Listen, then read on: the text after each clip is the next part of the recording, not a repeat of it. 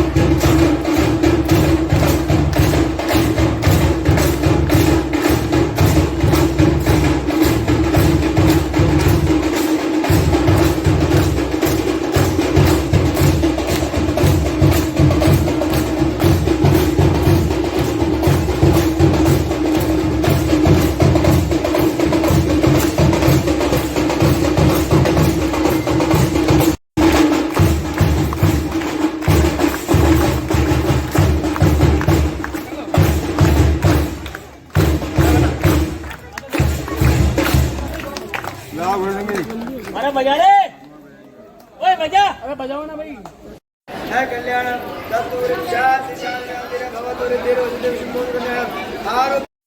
नमस्कार दोस्तों, फिर से स्वागत है आपका न्यू लाइव चैनल से। मैं अशोक कुमार माली ब्यावर। आज हम मौजूद है ब्यावर के ओंकारेश्वर गार्डन, जहाँ दग्धी परिवार द्वारा भोलेनाथ का सावन के महीने में जल अभिषेक का कार्यक्रम किया गया। तो इस विषय को लेकर जानते हैं कि पुराने कथ्य ग्रंथों के अनुसार कहा जाता है कि देवशुनि ग्यारस को भगवान विष्णु 4 महीने के लिए योग निद्रा में चले जाते हैं। तो इसका महत्व हम जानना चाहेंगे कि उसके बाद भोलेनाथ यानी 1 महीने के सावन के महीने के अंदर भोलेनाथ इस सृष्टि को संभालते हैं। तो इस विषय को लेकर जानना चाहेंगे जल अभिषेक का क्या अभिप्राय है, पंडित जी हमारे को बताएंगे सर। जय श्री कृष्णा, जय महाकाल। भगवान जब 4 महीने की निद्रा अवस्था में चले जाते हैं योग निद्रा में, तो कहा जाता है, प्राचीन काल की प्रथा है, राजा बलि का जब बंधन हुआ तो भगवान विष्णु ने उन्हें वचन दिया कि ये 4 माह जो हैं उनके साथ रहेंगे पाताल लोक में। और इसी आधार पर भगवान भोलेनाथ जो हैं यहाँ 4 महीने 1 महीने के लिए पधारेंगे। और उसके पश्चात जो है हमारे अनेक लोक देवता आएंगे। उनका जन्म हुआ, भगवान कृष्ण का जन्म भी इसी 4 मास के अंदर हुआ। और तत्पश्चात माँ जगदम्बा 9 दिन के लिए पधारेगी। उसके दौरान हमारे पितृ देवता भी पधारेंगे। ये सारी प्रक्रिया इन 4 महीनों में होती है। भगवान शिव का ये जो लिंग है, ये लिंग स्वरूप जो है अति गर्म होता है।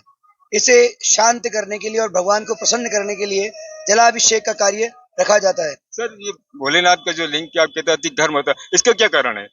ये भगवान ने जो है इसे लिंग स्वरूप दिया गया है। और भगवान अत्यधिक जो है क्रोध में रहते हैं, उन्हें शांत करने के लिए केवल लिंग का ही प्रयोग किया गया है और बड़ी बड़ी मूर्तियों का प्रयोग नहीं किया गया, क्योंकि भगवान ने अपना स्वरूप इसी प्रकार का बनाया है और उसी को ठंडा करने के लिए उनके द्वारा मनोवांछित फल प्राप्ति के लिए ये कर्म किया जाता है।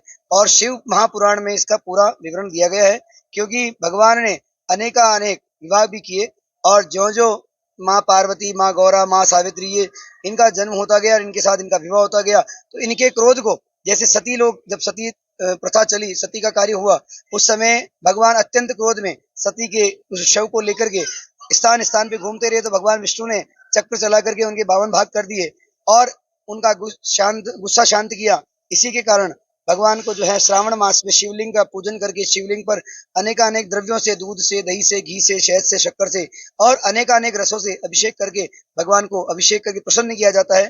धन्यवाद। सर इसका मंथन के अंदर भी, ग्रंथ के अंदर देखा जाता है कि जब मंथन हुआ था भोलेनाथ ने विष पिया था, विष को लेकर भी कई भ्रांतियां है, तो इसका भी सावन के महीने में भोलेनाथ का कुछ तात्पर्य है?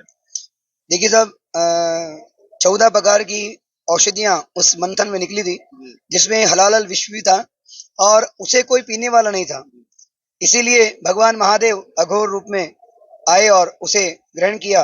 और माँ श्री ने, मतलब माँ जो शक्ति है, उन्होंने उनके सहयोग से नीलकंठ बना दिया, यानी कि न तो भाग नीचे जा सका और न भाग बाहर आ सका, और हलाल को अपने अंदर समा लिया। और हलाल को संभालने के लिए ही कई प्रकार के शरीर में उनके गर्माहट पैदा हो गई, जिसके कारण भी भगवान शिवलिंग का रूप बना और उनका अभिषेक किया जाता है। और विशेष करके हम यहाँ भांग का भोग भी लगाते हैं, जिसे नीलकंठ का स्वरूप मान करके भांग का भोग लगा करके भगवान को प्रसन्न भी किया जाता है। सर बहुत बहुत धन्यवाद। आइए सर, और इस विषय को लेकर हम जानना चाहेंगे जो यहाँ के कार्यक्रम का आयोजन किया उन्होंने, बड़ा शानदार भव्य और भोजन प्रसाद का आयोजन रखा था। हमारे बीच मौजूद है दग्धि परिवार के आयोजन, इनसे भी जानना चाहेंगे भोलेनाथ की असीम कृपा को लेकर आप क्या कहना चाहेंगे? महादेव की असीम कृपा हमेशा बनी रहे, बस यही प्रार्थना महादेव से, और हर साल ऐसा कार्यक्रम होता रहे। बहुत बहुत धन्यवाद। आप न्यू राजस्थान दरंग न्यूज में अशोक कुमार माली ब्यावर से।